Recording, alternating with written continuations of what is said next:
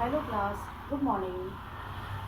हिंदी व्याकरण में हम लोग वर्तनी का अध्ययन कर रहे हैं, स्पेलिंग्स, है ना। अशुद्धियों को कैसे दूर करना है। कल हमने शब्दों की अशुद्धियाँ दूर करना सीखा। अगर अशुद्ध शब्द लिखा गया है तो हम किस तरह से अशुद्ध शब्दों को शुद्ध करेंगे। आज हम सीखेंगे वाक्यों को शुद्ध करना। वाक्य में भी कई तरह की अशुद्धियाँ हो सकती हैं। देखो, वाक्य में जो हम सीखेंगे,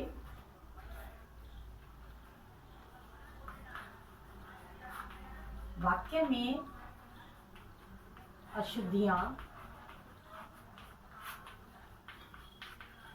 शोधन हम करेंगे तो उसमें बेटा एक तो लिंग संबंधी अशुद्धि हो सकती है। जैसे पुल्लिंग और स्त्रीलिंग के लिए हमें अलग अलग शब्दों को काम लेना होता है।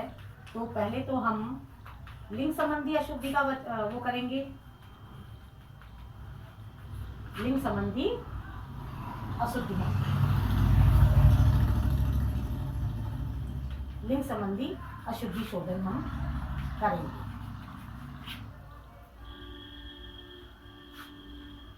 अब लिंग संबंधी अशुद्धि शोधन हम कर रहे हैं तो उसमें हम सबसे पहले ये देखेंगे कि आपको पता है, अगर कोई, जैसे अगर एक वाक्य है, महादेव विद्वान स्त्री है, महादेवी, सॉरी, महादेवी, वाक्य क्या लिखा है उन्होंने,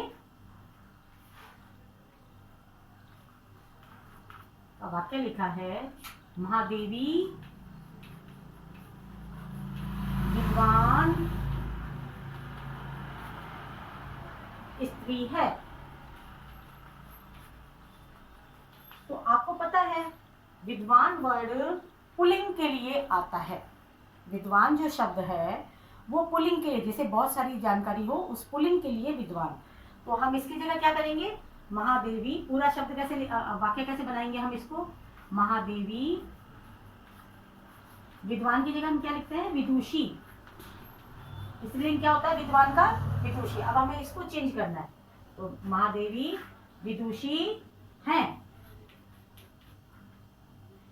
ऐसे लिखेंगे हम इसको। स्त्री की भी जरूरत नहीं है क्योंकि विद्वान तो खुद एक पुरुष होता है, पुरुष वर्ड है, पुल्लिंग शब्द है। विदुषी खुद ही विद्वान स्त्री जो होती है ना, उसे विदुषी बोलते हैं। ठीक है, तो महादेवी विदुषी हैं, इसमें अपने आप ही स्त्री हैं, ये पता लग रहा है हमें क्योंकि ये स्त्रीलिंग शब्द है। ठीक है, इसलिए हमने इसको लिंग संबंधी अशुद्धि शोधन के अंदर लिया है। अब हम देखते हैं मेरा स्कर्ट मैला है, मेरा स्कर्ट मैला है। तो अब हम इसको, मेरा स्कर्ट मैला है, स्कर्ट हम लोग पहनते हैं, स्कर्ट वैसे भी, स्कर्ट छोटी हो गई, हम ऐसे बोलते हैं, स्कर्ट छोटी हो गई, स्कर्ट लंबी बन गई, है ना। पैंट के लिए फिर भी वो करेंगे, तो इसलिए हम लिखेंगे मेरी स्कर्ट, मेरी स्कर्ट मैली है, मेरी स्कर्ट मैली है। इस तरह से हम इसको काम में लेंगे। और बताती हूँ, जैसे मेले में बहुत भीड़ था, तो भीड़ था होगा क्या, या भीड़ थी, लिंग संबंधी, भीड़ था या भीड़ थी, भीड़ थी, है ना। तो हम उसको अशुद्धि शोधन करके ही लिख रही हूँ ना। मेले में बहुत भीड़ था की जगह हम लिखेंगे मेले में बहुत भीड़ थी। एक बार देखना,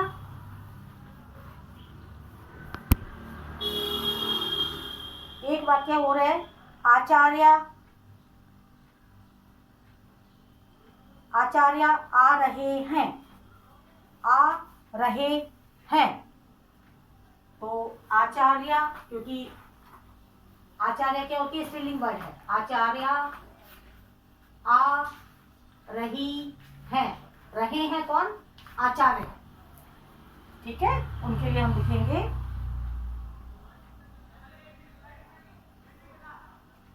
चौधरी क्या खाती थी, चौधरी क्या खाती थी, पुल्लिंग शब्द है, तो हम लिखेंगे चौधरी क्या खाता था। इस तरह से लिंग देख करके हमें, पुल्लिंग स्त्रीलिंग देख करके हमें सही शोधन करना है। चौधरी क्या खाता था, ठीक है ना। पुल्लिंग स्त्रीलिंग की पहचान करनी है, उसके अकॉर्डिंगली हमें शब्द लगाने हैं। अब हमने लिंग संबंधी देख लिया, अब हमने वचन संबंधी देखते हैं। वचन संबंधी अशुद्धि शोधन।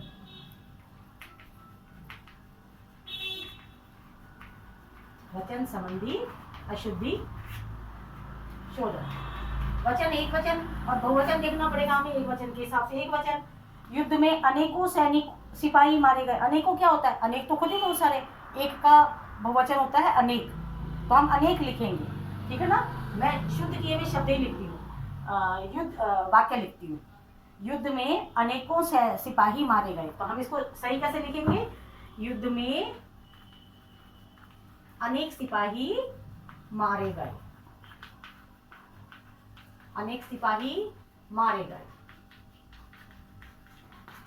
ठीक है। और राकेश और युक्ता जा रही है, राकेश और युक्ता जा रही है, जा रही है एक पुल्लिंग है और एक स्त्रीलिंग है। अगर दोनों स्त्रीलिंग होते, मैं बोलती युक्ता और मुक्ता, तो हम लिखते जा रही हैं, है ना। युक्ता और मुक्ता जा रही हैं, अकेली होती तो जा रही है, युक्ता जा रही है, युक्ता और मुक्ता जा रही हैं। है में कैसे लिखते हम, है में अगर अकेली होती है एक लड़की तो हम जा रही है, और दो लड़कियां थी तो हम लिखते जा रही हैं, ठीक है। लेकिन अब राकेश भी है साथ में, राकेश और युक्ता, तो हम रहे हैं शब्द लगाएंगे, ठीक है ना। राकेश और युक्ता जा रहे हैं,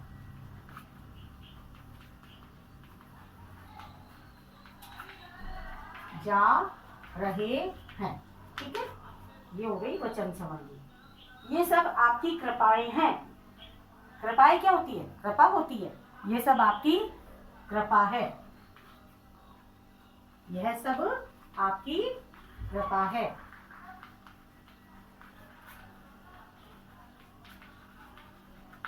ठीक है। अब है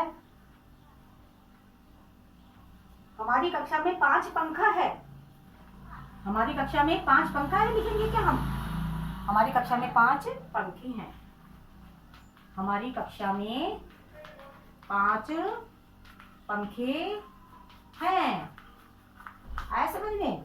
अब है हमारी वचन संबंधी, उसके बाद में है कारक संबंधी,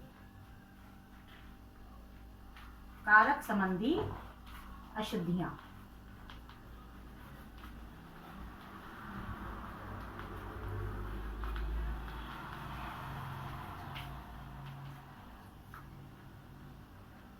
स्लेट में लिखो, स्लेट में लिखो या स्लेट पर लिखो। मैं यूं लिखूं कि ब्लैक बोर्ड में लिखो, ब्लैक बोर्ड में नहीं, ब्लैक बोर्ड पर लिखो। तो हम क्या लिखेंगे, स्लेट पर लिखो।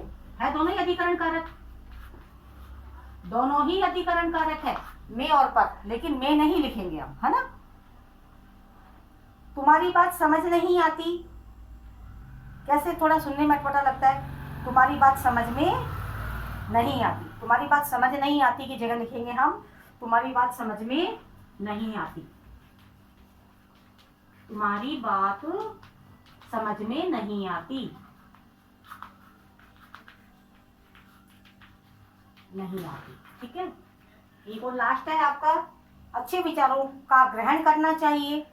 क्या लिखेंगे हम, अच्छे विचारों को ग्रहण करना चाहिए, ठीक है। अच्छे विचारों को,